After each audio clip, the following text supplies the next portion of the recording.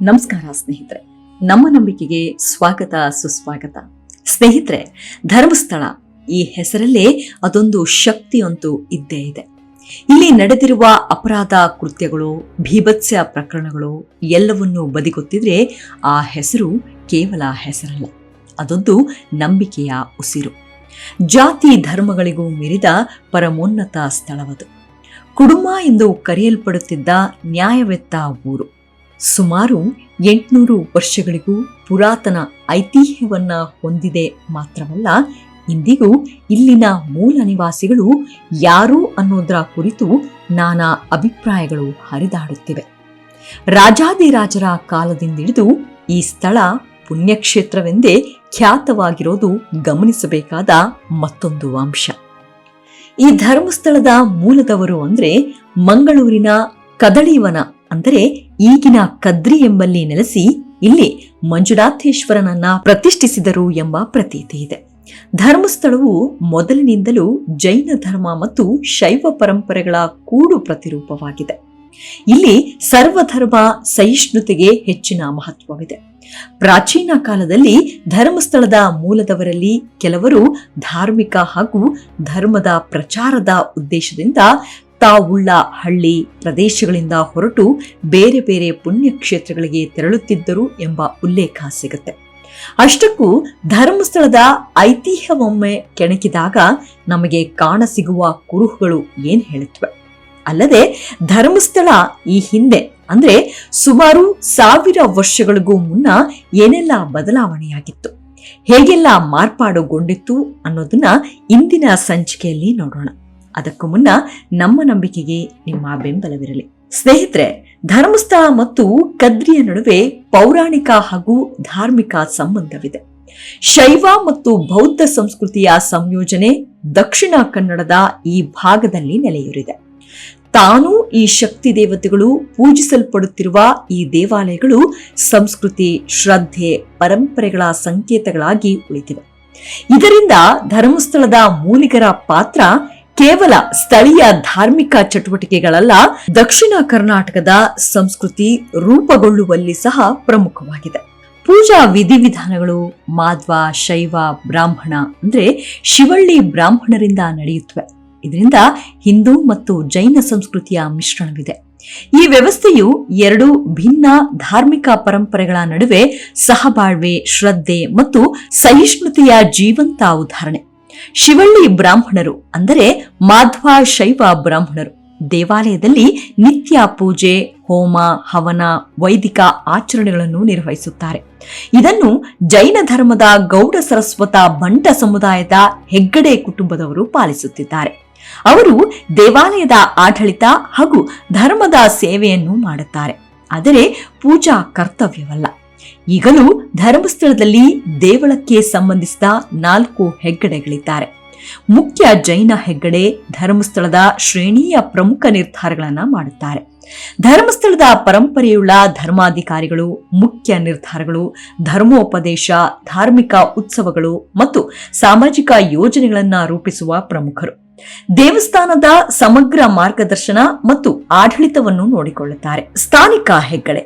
ಸ್ಥಾನಿಕರು ಎಂದರೆ ತುಳು ಶಿವಬ್ರಾಹ್ಮಣರು ಮತ್ತು ಈ ಪ್ರದೇಶದ ಮೂಲ ನಿವಾಸಿಗಳು. ಇಲ್ಲಿ ಸ್ಥಾನಿಕ ಹೆಗ್ಗಡೆಯು ಜೈನ ಹೆಗ್ಗಡೆಯರಂತೆ ರುಮಾಲು ಕಟ್ಟಬೇಕು. ಇದು ಅವರ ಗೌರವದ ಚಿಹ್ನೆ. ಇವರಿಗೆ ದೇಳಂಪಾಡಿ ಎಂಬ ಹೆಸರಿದೆ. ಇವರಲ್ಲಿ ಪ್ರಮುಖರು ಸ್ಥಳೀಯ ಹೆಗ್ಗಡೆಯಾಗಿದ್ದು ಅವರಿಗೆ ದೇಳಂಪಾಡಿ ಎಂಬ ಗೌರವಾತ್ಮಕ ಪದವಿ ಇದೆ. ಇವರು ಸ್ಥಳೀಯರಿಗೆ ಸಂಪರ್ಕ ಸೇತುವೆಯಾಗಿದ್ದು ದೇಳಂಪಾಡಿ ಎಂಬ ಗೌರವ ಪದವಿಯನ್ನು ಹೊಂದಿರುತ್ತಾರೆ.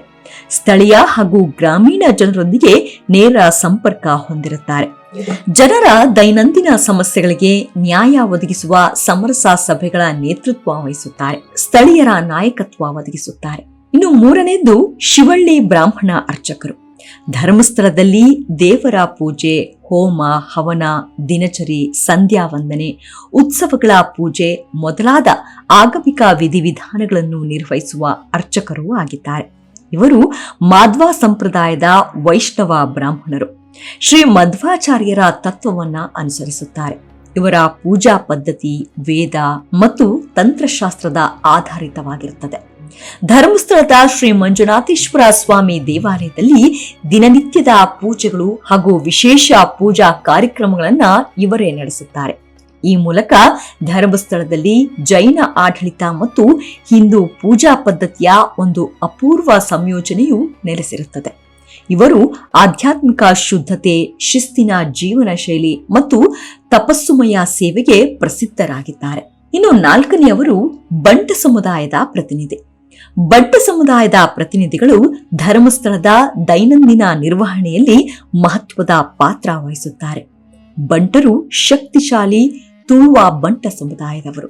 ಇತಿಹಾಸದಲ್ಲಿ ಪ್ರಾಮುಖ್ಯತೆ ಪಡೆದ ಯೋಧರು ಮತ್ತು ಆಡಳಿತಗಾರರ ವರ್ಗದವರು. ಧರ್ಮಸ್ಥಳದ ಅಡುಗೆ, ಭಕ್ತರಿಗೆ ಅನ್ನದಾನ, ಭದ್ರತೆ, ಉತ್ಸವಗಳಲ್ಲಿ ವ್ಯವಸ್ಥಾಪನೆ ಮುಂತಾದ ಕೆಲಸಗಳಲ್ಲಿ ಸಕ್ರಿಯವಾಗಿ ಪಾಲ್ಗೊಳ್ತಾರೆ. ದೇವಾಲಯದ ಶುದ್ಧತೆ, ಶಿಸ್ತಿನ ನಿರ್ವಹಣೆ ಹಾಗೂ ಧಾರ್ಮಿಕ ಆಚರಣೆಗಳ ಸಹಕಾರದಲ್ಲಿ ಇವರ ಸಹಾಯ ಬಹುಮುಖ್ಯವಾಗಿದೆ. ಇವರು ಆಡಳಿತಾತ್ಮಕ ಹಾಗೂ ಧಾರ್ಮಿಕ ಸೇವಾ ಕಾರ್ಯಗಳಲ್ಲಿ ಹೆಗ್ಗಡೆ ಕುಟುಂಬಕ್ಕೆ ಬೆನ್ನೆಲುಬಾಗಿ ನಿಂತಿರುತ್ತಾರೆ. ಇಲ್ಲಿನ ಮತ್ತೊಂದು ರಹಸ್ಯವೆಂದರೆ ಮೂಲ ನಟ್ಟೋಜ ಮನೆತನದ ಬಗ್ಗೆ. ಅದೇನೆಂದ್ರೆ, ಧರ್ಮಸ್ಥಳದ ಪ್ರಾಚೀನ ಆಡಳಿತಗಾರರು ಪುತ್ತೂರಿನ ನಟ್ಟೋಜ ಮನೆತನದವರು ಎಂದು ಹೇಳಲಾಗುತ್ತದೆ. ಧರ್ಮಸ್ಥಳವು ಒಂದು ಕಾಲದಲ್ಲಿ ಸ್ಥಾನಿಕರದ್ದೇ ಆಗಿತ್ತೆಂಬುದು ಇಲ್ಲಿಯ ಮೂಲ ನಿವಾಸಿಗಳು ಪುತ್ತೂರು ನಟ್ಟೋಜ ಮನೆತನದವರಾಗಿದ್ದರು ಎಂದು ಇತಿಹಾಸದಲ್ಲಿ ದಾಖಲೆಗಳಾಗಿವೆ. ಪುತ್ತೂರಿನ ನಟ್ಟೋಜ ಮನೆತನ ಮತ್ತು ಧರ್ಮಸ್ಥಳದ ಆಡಳಿತದ ನಡುವಿನ ಭಿನ್ನಾಭಿಪ್ರಾಯಗಳಿಂದಾಗಿ ದೇವರ ಮೇಲಿನ ಆಣೆ ಇದ್ದುದರಿಂದ ಈಗಲೂ ನಟ್ಟೋಜ ಮನೆತನದವರು ಧರ್ಮಸ್ಥಳಕ್ಕೆ ಹೋಗುವುದಿಲ್ಲ ಎಂಬ ಪ್ರತೀತಿ ಇದೆ. ಅಲ್ಲದೆ ಇತಿಹಾಸ ಪುಟಗಳನ್ನ ಕೆದಕಿದಾಗ ಟಿಪ್ಪು ಸುಲ್ತಾನನು ಮೈಸೂರಿನ ರಾಜನಾಗಿದ್ದಾಗ ಧರ್ಮಸ್ಥಳವು ಅವನ ಆಳ್ವಿಕೆಗೆ ಒಳಪಟ್ಟಿತ್ತು. ಧರ್ಮಸ್ಥಳದಲ್ಲಿನ ದೇವಾಲಯಗಳು ಜೈನ ಸಮುದಾಯದ ಹೆಗ್ಗಡೆಗಿಂತಲೂ ಹಿಂದೂ ಆಚರಣೆಗಳಿಂದ ಕೂಡಿದ ಮಿಶ್ರ ಸಂಸ್ಕೃತಿ ಹೊಂದಿದ್ದವು. ಟಿಪ್ಪು ಸುಲ್ತಾನನು ಹಿಂದೂ ಮತ್ತು ಜೈನ ಕ್ಷೇತ್ರಗಳಿಗೆ ನೇರವಾಗಿ ಸಹಾಯ ಮಾಡಿದ ಬಗ್ಗೆ ಸಾಕಷ್ಟು ದಾಖಲೆಗಳು ಇಲ್ಲದಿದ್ದರೂ ಕೆಲವೊಂದು ಸ್ಥಳೀಯ ಕಥೆಗಳ ಪ್ರಕಾರ ಅವನು ಕೆಲವು ಕ್ಷೇತ್ರಗಳಿಗೆ ತೆರಿಗೆಯಿಂದ ವಿನಾಯಿತಿ ಕೊಟ್ಟಿದ್ದ ಎನ್ನಲಾಗುತ್ತದೆ. ಧರ್ಮಸ್ಥಳದಲ್ಲಿ ಆಡಳಿತ ನಿರ್ವಹಿಸ್ತಾ ಇದ್ದ ಕುಮಾರ ಹೆಗ್ಗಡೆ ಎಂಬುವರು ರಾಜಕೀಯವಾಗಿ ತಂತ್ರಮಯವಾಗಿ ನಡೆಯುತ್ತಿದ್ದರೆಂದು ತಿಳಿಯುತ್ತದೆ. ಟಿಪ್ಪುವಿನ ಪರಾಜಯದ ನಂತರ ಬ್ರಿಟಿಷರು ಮೈಸೂರು ರಾಜ್ಯದ ಮೇಲೆ ಪ್ರಭುತ್ವ ಹೊಂದಿದ್ರು. ಆ ಸಮಯದಲ್ಲಿ ಧರ್ಮಸ್ಥಳದ ಕುಮಾರ ಹೆಗಡೆ ಅವರು ಬ್ರಿಟಿಷರನ್ನು ಬೆಂಬಲಿಸಿದರು ಎನ್ನುವ ದಾಖಲೆಗಳಿಲ್ಲದಿದ್ದರೂ ಜಾನಪದ ಕಥೆಗಳ ಪ್ರಕಾರ ಅವರು ಸ್ಥಳೀಯ ಶಾಂತಿ ಮತ್ತು ಆಡಳಿತದ ಪರಿಪಾಲನೆಗಾಗಿ ಬ್ರಿಟಿಷರೊಂದಿಗೆ ಸಹಕಾರ ನೀಡಿದರು. ಇದರ ಫಲವಾಗಿ ಬ್ರಿಟಿಷರು ಈ ಕ್ಷೇತ್ರವನ್ನು ಅವರಿಗೆ ನಿರ್ವಹಣೆಗೆ ಒಪ್ಪಿಸಿದ್ರು ಎಂಬ ನಂಬಿಕೆ ಇದೆ. ಹಾಗಾಗಿ ಹೆಗ್ಗಡೆ ಮನೆತನದವರು ತಾವೇ ಸ್ಥಳೀಯ ಆಡಳಿತ, ಧರ್ಮದ ಆಚರಣೆ, ದೇವಾಲಯದ ನಿರ್ವಹಣೆಯಲ್ಲಿ ಮುಂದುವರೆದರು.